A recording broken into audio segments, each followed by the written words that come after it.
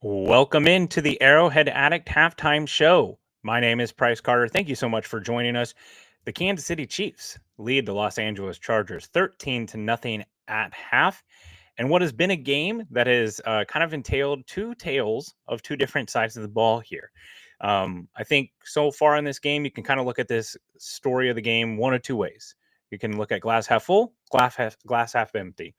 But let's go ahead and kind of get into the key storylines. We're going to break down the key plays, the key stats, everything that went into the first half, and what the Chiefs need to do to finish out this game and come out victorious and win the AFC West. As you jump in the call, go ahead and drop off your final score predictions or something that you think has been a big storyline, or maybe your player of the first half. Um, Overall, this game has mostly been a story of two offenses struggling to get off the ground. Like I said, this game so far has really been kind of how you want to look at it. If you want to look at it glass half empty, there's plenty of things to look at. You can look at the offensive line, which has really struggled for the Chiefs getting protection set. And it goes beyond just the left tackle position. DJ Humphries, the newly signed left tackle, formerly the Arizona Cardinals, rehabbing an ACL, comes in and he looks rusty. And there have been some snaps from him that have not looked great. But it's more than just DJ Humphries. You've got Jawan Taylor, you've got Joe Tooney. It's more or less a unit issue, and they are really struggling to figure out these delayed stunts that are coming. And Patrick Mahomes is getting hit constantly. The offense more or less looks non-functional. Throw in enough stops in the run game where the Chiefs have abandoned it, and then just some really head scratching play calling where it's 3rd and 2, you're on your own like 17-yard line, and you know what? Let's throw the ball 45 yards to DeAndre Hopkins down the field. Why not, right? There's some reason for concern, right? Like, is this offensive line going to get it together enough to get this team where it wants to go? However, if you want to look at things glass half full, there's plenty of reason to do that. The Chiefs come into this game with a lot of defensive questions, and so far the Chargers are held to 0 points. Now, the naysayers will say no J.K. Dobbins, no Lad McConkey. This offense is basically neutered. However, this is a team and an offense that you're supposed to dominate. So far, they have 0 points allowed, and the Chargers have not even been in the red zone. They've not been close enough to get a field goal. That's saying something. And we said this last week during the Raiders game. We said this is a team that the Chiefs defense should dominate, and they did not. So this, if you want to look at it half full, is progress. So good sign there for the defense, and what seems to be, they're playing Joshua Williams a little bit more. You see some more snaps of Jaden Hicks. The pressure seems to be a little bit more formidable than it was in the past. You've seen Chris Jones in the backfield. We've seen a sack from Tershawn Wharton. You'd like to see some of those things continue. Also, if you want to look at things glass half full, you're going to look at that last drive for the Chiefs. I've seen several comments here in the channel or in the chat that are accurate. It seems like sometimes when the offense, it gets really constipated, it gets really tight, things don't seem to be going the way you want it to. Going no huddle sometimes can really help. And I thought Chris Collinsworth did a nice job of pointing out the fact that sometimes when you're struggling in protection, going empty, basically where you've got three or two to the left, you've got your wide receivers spread out, or maybe you've got tight ends. Sometimes it can help because it more or less forces the coverage unit to go into coverage rather than pass rush. So they only rush into 4. And it's also encouraged the Chiefs to get the ball out of their hands quickly, which is something we've seen them do. You see Patrick Mahomes connect with DeAndre Hopkins on a touchdown pass there. That's also going to help open up the run game, right? The more you get that box less stacked with defenders, the better shot the Chiefs have at running the ball.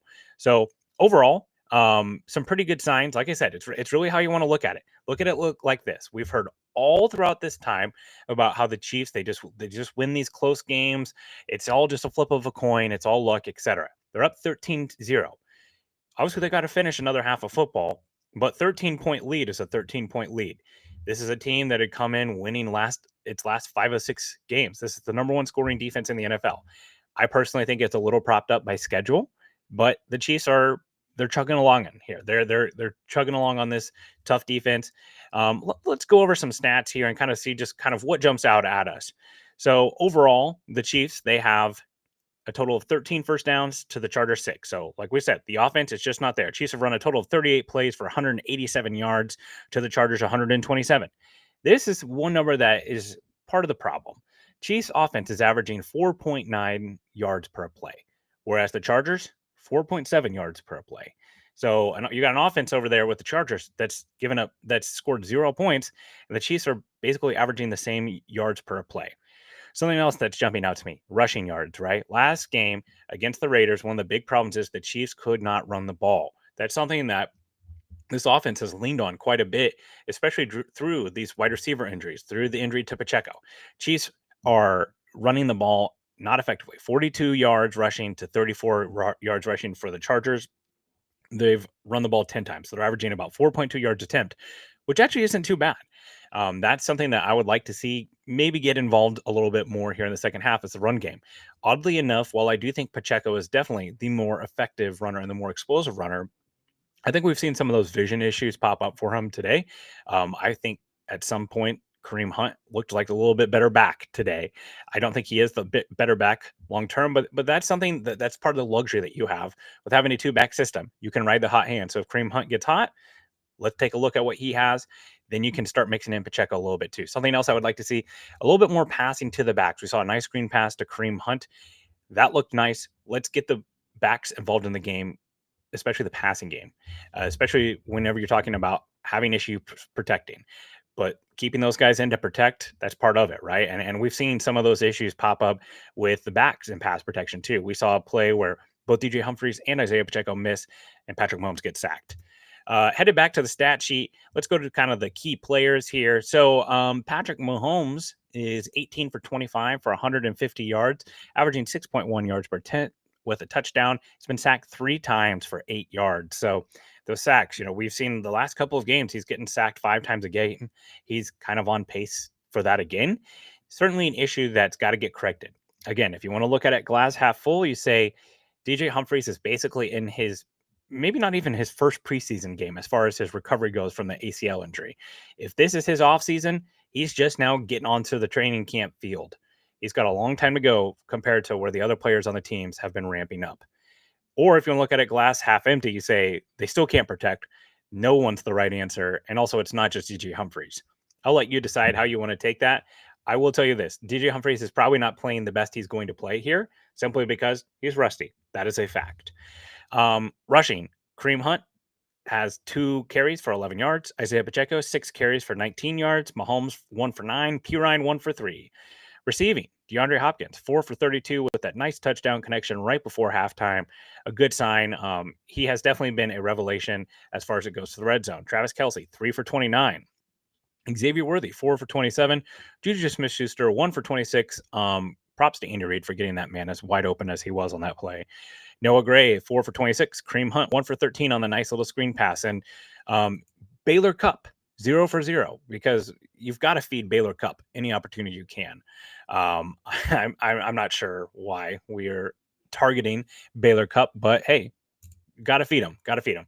Other side of the ball, we've got Justin Herbert, 10 for 18, 97 yards, been sacked 1 time. Taylor Heineke, your Chargers leading rusher. Something that the Chiefs defense can hang their hat on is the fact that the backup quarterback is the leading rusher for the Chargers right now.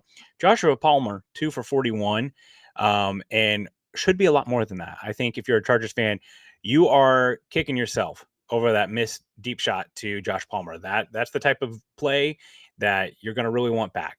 I believe Chris Collinsworth said it best on the broadcast.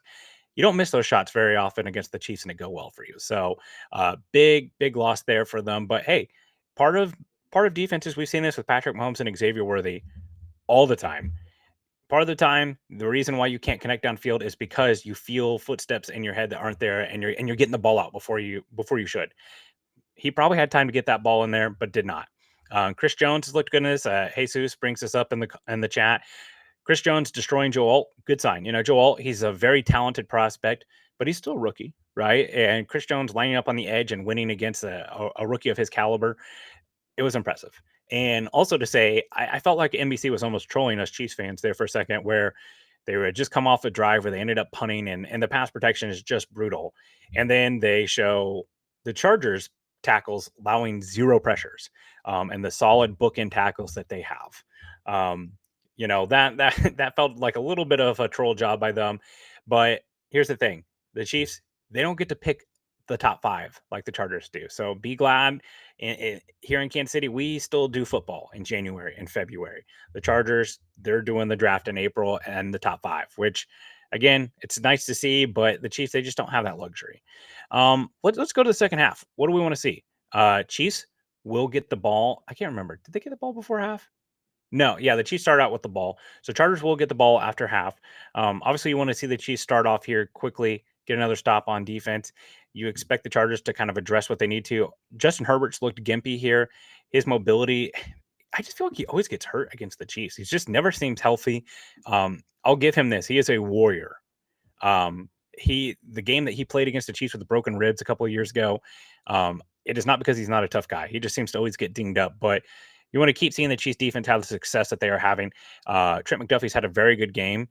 He should, he's covering Quentin Johnston and he's covering Joshua Palmer. Not exactly, the greatest show on turf, but you'd like to see him continue to have success there. And then offensively, let's see more of what that final drive was for the Chiefs, right?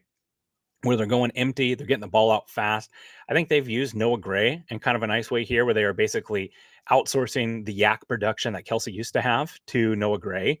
And then Kelsey's more of this kind of get open in the zone spot. And hey, speaking of Travis Kelsey, let's get him a touchdown in the second half. Let's see him break the all-time touchdown record for the Kansas City Chiefs. Would be nice to see. And then Grizzly Bear here in the comments, I'm going to assume that this is a person, not a furry animal, is writing, I hope we focus on the run in the second half, which I totally agree.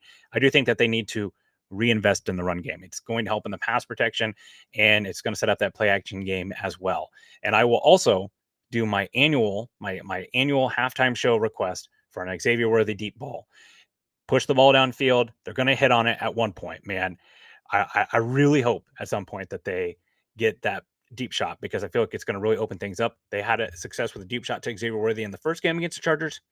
Hopefully see that. Well, that's going to do it for me here on the halftime show. For my final score prediction, let's see, Chiefs 13-0. Let's go Chiefs 24, Chargers 7. So Chargers do get on the board, but a few more points here for the Chiefs. Let's hope that that is what we can see. And that reminds me, after the game, join me, Sterling Holmes, and Patrick Allen for what will be hopefully a post-game celebration here on the Arrowhead Addict channel. Thank you so much for joining me. And as always, go Chiefs.